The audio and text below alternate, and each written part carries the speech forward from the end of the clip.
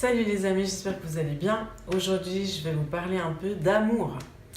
Alors, on parlait du premier amour dans une vidéo précédente où je vous parlais un peu de sainteté. Et puis, je vous expliquais que ce qui nous attire à plus de sainteté, ce qui nous attire vers Jésus, c'est le premier amour. Et donc, dans le livre d'Apocalypse, Jésus, il reprend les 7 églises, chacune pour une chose en particulier, mais pour une, il dit « Tu as perdu ton premier amour ». Et puis perdre son premier amour, c'est juste la catastrophe. La catastrophe, parce que Jésus, il vient reprendre une église, une épouse sans tache ni ride. Mais non seulement elle est sans tache ni ride, mais elle est follement amoureuse de l'époux de Jésus.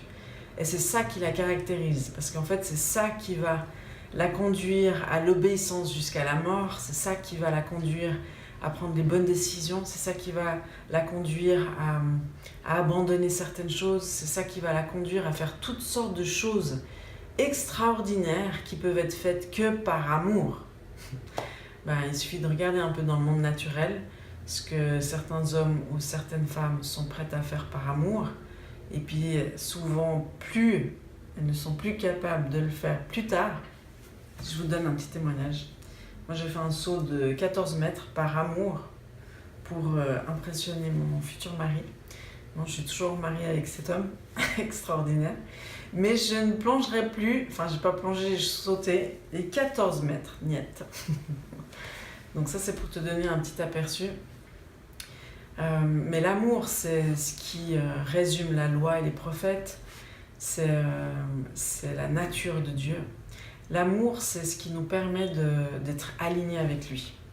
Donc c'est important de le comprendre. Et puis en même temps, Dieu il nous parle d'un amour qui est pur et saint. Quand on regarde Jésus, comment il était sur la terre, il n'était pas en train de faire des hugs à tout le monde, de tout accepter, d'être la bonne poire, si on peut dire ça comme ça, le bibin d'homme. C'était pas ça la nature de Jésus. Jésus, il pouvait être hyper tranchant, hyper... des fois offensant même, mais il atteignait toujours la cible. Et puis il créait le changement dans le cœur des gens, toujours en laissant la liberté. Si on regarde le jeune homme riche, il était face à Jésus, mais il a fait son propre choix en décidant de garder toutes ses richesses et ne pas suivre Jésus. Donc toujours avec cette grande liberté, mais toujours tranchant, et puis cet amour tranchant, c'est la parole aussi. Quand on lit la parole, on est là, c'est sérieux, hein. Puis en même temps, c'est cette vérité qui nous affranchit, c'est juste fabuleux. Donc ça nous demande en fait de reconsidérer toute la perception ou les croyances qu'on a par rapport à l'amour. C'est quoi l'amour vrai? C'est quoi l'amour véritable? Celui qui se donne, celui qui se vit, celui qui est prêt à faire tous les sacrifices parfois.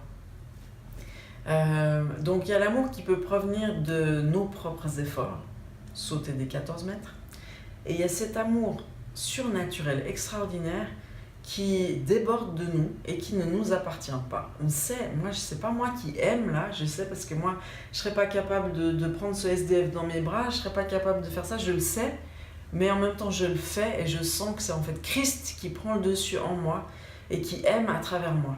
Et c'est cet amour dont on doit être habité, en fait. Christ qui habite en nous, l'espérance de la gloire. Donc c'est cet amour dont je vous parle. Et puis, c'est un amour, en fait, qu'on découvre que des fois dans des situations difficiles. Et en même temps, il y a ce passage dans Matthieu qui nous dit bénissez ceux qui vous maudissent, priez pour ceux qui vous persécutent, qui vous font du mal. Alors vous serez fils et filles de votre Père. Donc ça veut dire aussi que Dieu il nous demande d'aller plus loin, il nous demande de revêtir sa nature et puis de revêtir Christ, son Fils en fait. S'il nous a donné son Fils, c'est pour qu'il puisse habiter en nous et qu'il puisse surtout aimer à travers nous. Donc pour ça, il faut le recevoir. Donc des fois, on lit la Bible avec ses commandements, puis on se dit, il faut que je produise ça par moi-même, il faut que je fasse ça par moi-même, il faut que je fasse des efforts, il faut que je me motive. Et on n'a pas compris en fait qu'on doit d'abord recevoir avant de pouvoir donner. Et puis, donc moi j'ai eu plein d'expériences de blessures dans l'église en tant que pasteur, leader. On vit des choses difficiles, tout être humain, hein. Mais au niveau relationnel, c'est pas forcément évident. Et puis donc j'ai appris à dépendre de Dieu, j'ai appris à ce que Dieu vienne me remplir pour que je sois capable d'aimer, que je sois toujours capable de pardonner. Et puis ça, c'est dans le proverbe qui dit « Garde ton cœur plus que toute autre chose » parce que de lui viennent les sources de la vie. Donc si on ne veille pas sur notre cœur, et puis si on ne pardonne pas régulièrement, si on laisse l'amertume, la jalousie ou toutes ces choses venir pourrir notre source, ben on ne pourra plus en être au bénéfice et donc on est sec, quoi, sec. On ne veut pas être sec, on veut libérer l'eau abondante de nos cœurs. Donc ça demande une purification. Ça demande d'exposer nos cœurs à Jésus pour qu'il puisse régler les choses qui dysfonctionnent. Ça demande de choisir de pardonner, ça demande de choisir de se mettre à genoux devant le Père. Donc moi, je voulais vous partager ce passage dans Ephésiens 3 au verset 14.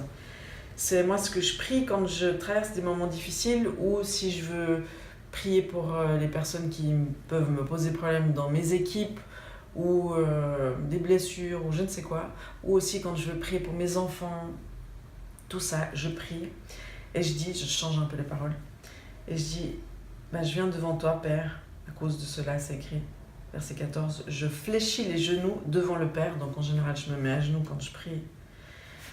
Je fléchis les genoux devant le Père de qui toute famille dans les cieux et sur la terre tire son nom. Et je prie afin qu'il donne à XY, selon la richesse de sa gloire, d'être puissamment fortifié par son esprit dans son homme intérieur, en sorte que Christ habite dans son cœur, à cette personne XY, par la foi, étant enraciné et fondé dans l'amour, qu'il puisse comprendre avec tous les saints quelle est la largeur, la longueur, la profondeur et la hauteur, et connaître l'amour de Christ qui surpasse toute connaissance, en sorte que ces personnes soient remplies jusqu'à toute la plénitude de Dieu. Donc ça, c'est toujours ce que je souhaite pour ces personnes-là. Donc je prie pour mes bien-aimés et pour ceux où c'est plus difficile d'aimer, mais je prie qu'ils soient fondés et enracinés dans l'amour de Christ. Pourquoi ? Parce qu'en fait, c'est le fondement de l'obéissance, c'est le fondement de la sainteté, c'est le fondement d'être aligné avec Christ. Des fois, on prie pour que nos enfants ne fument pas, que nos enfants ne soient pas des voleurs, des gangsters, des rebelles, des je sais pas quoi, qui ne fassent pas l'amour en mariage avec quiconque.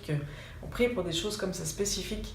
Alors qu'en fait, quand on prie cette prière qui est la parole de Dieu dans Ephésiens 3,14, on englobe tout ça. Parce que quand un être est enraciné, fondé dans l'amour de Christ, il va prendre des bonnes décisions, il va vouloir lui obéir, il va vouloir le servir, il va vouloir se sacrifier et donner sa vie pour lui. Donc voilà, je te donne un petit tips aujourd'hui. En tout cas, je te bénis et je prie que tu puisses te trouver aligné avec Christ et puis vivre cette plénitude de Dieu en toi, qui est la présence de Christ dans ta vie, l'espérance de la gloire. Donc sois béni aujourd'hui, à tout bientôt et n'hésite pas de m'envoyer tes petites questions, tes suggestions de vidéos sur Facebook et puis à tout bientôt. Bye bye.